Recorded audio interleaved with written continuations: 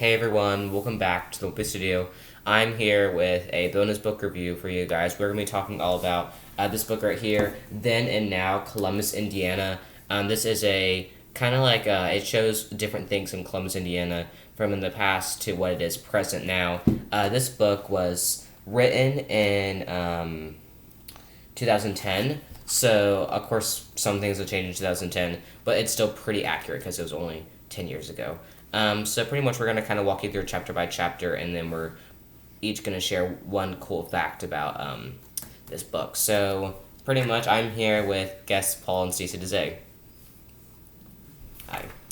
And yeah, so the first chapter is all about public buildings, and so there's pictures in here, and then there's wording, and then pretty much there's a lot of like above and below pictures. I'll find one like on these pages. It's like it's above is like what it used to be, and below is what it is now. So that's kind of where you get the Then and Now title. So this talks a lot about pretty much there is a orphan's home, a courthouse, a jail, a post office, a waterworks and powerhouse, an old city hall, an original fire station, hospitals, and library. So that's kind of like chapter 1. Pretty much it talks all about public buildings. Any thoughts on chapter 1? I thought it was good. It's good stuff. Yeah. Lot of cool pictures of the beginnings of Columbus. Yes. Chapter 2 is all about street scenes. So pretty much it's more of like this one has more of like the pictures. So there's that. Here. The kind of what some of the main streets were like. Yeah. Yeah.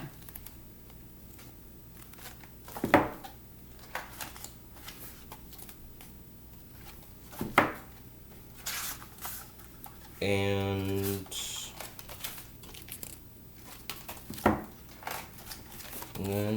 then that. And then chapter 3 is all about businesses. So there's the American Starch Works Company. There's Mooney's Tannery. There's a cereal line mall. What else is there? There was Cummins, and that is a very popular place here in Columbus, Indiana. We have some relatives who work there. Zaccharo's Candy Store. Manhattan Clothing Company. The St. Denis Hotel. First National Bank. White Star Meat Market. And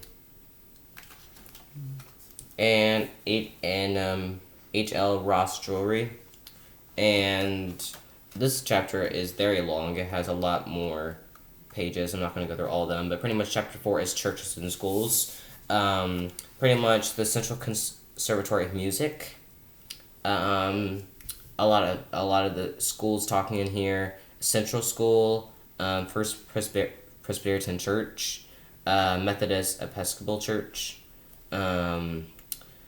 Peter's Lutheran Church, St. Bartholomew Catholic Church, Central Christian Church, English Lutheran Church, Tabernacle Christian Church, North Christian Church, and Asbury Methodist Church. So those are all the different schools and churches. Parks and outdoor scenes. So this is a lot of... So here's some pictures. This is more of a picture chapter.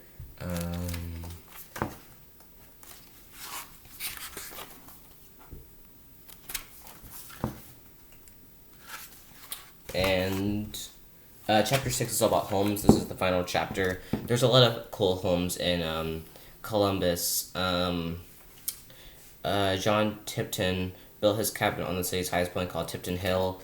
And if we go all the way back to page 30, right here. So that's pretty cool. Pretty much this chapter, it shows a lot of like homes that families were named after the Donner family, Irwin home, and and a lot of other ones. Eventually, that kind of wraps up the whole book. So we're each going to share one fun fact that we that stood out to us in this book. Pretty much, the fun fact that stood out to me was in the churches and schools chapter 4. The Central School, which is the school that I'm going to, the original Central School was also called Old Central, was built in 1859 and was located on Pearl Street between 6th and 7th Streets. The building housed elementary through high school students, and both the building and playground were segregated into separate sections for white and black students. The building was demolished in 1904 when a new Central High School was constructed on the same block, this time facing 7th Street. Today, the third Central School, built in Columbus, is visible across the lot where Old Central once stood. Okay, so now Stacy is going to share her fun fact about this book. Okay, so we got this book as a gift, and we were really excited because we're new to Columbus, and this kind of gives us a little bit of the history of it and where it's at now. So the section that I thought was really cool was the home section, and partly just to kind of see some of the neat older homes in town. Some of them are still standing. One of them in particular is the Irwin Home and Gardens, and we actually passed that downtown on our way to the library.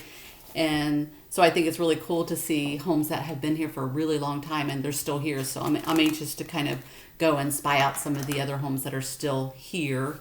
Another neat thing about the book, they shared a lot of the people and that were part of the beginnings of Columbus and their impact and their contribution to the community. So that's really cool. So the homes and the people, I think, were a really cool section. Yeah. So now Paul is going to share his favorite part of the book. Chapter 4, the churches. Surprise, surprise. There is a lot. Well, and really overall, Columbus has so much cool architecture. Mm-hmm. I mean, that's what it's known for, bringing great architects. And really, the city has so many really cool designs. And the churches really show off some of that architecture. And Chapter 4 shows off that. And really, when you take a look at the different churches, there's a lot of just neat shapes. Like North Christian Church has a lot of the steeples are really interesting, tall like spike like steeples, and then just really cool churches downtown that have been designed. So every church, even the church that we pastor, it's not in the book, Sandy Hook, has a really neat shape. So architecture in the churches is really neat, and it's been a really neat experience driving around this city. Just it seems like every street has a really cool building on it. So anyway, thank you for getting this book. Yeah, and this was a really fun book to read as a family. It's only 6 chapters long. There is a lot of and the only downside I thought of it was, and maybe this isn't considered a downside, but like it's a lot more old than present. It typically says, like, it's either this building is still there or this building isn't there. I thought that maybe they could have said a little bit more of, like, what it does today. Is it, like, still running kind of, like, the same? So that is something I thought that maybe they could have done. Overall, it was a really fun book, so thank you. Thank you for checking out this video. And you should comment down below if you want more history reviews like this, because it would be awesome to do. Anyways, thank you for joining me, Paul and Stacy. Thanks everyone for watching my studio, and bye.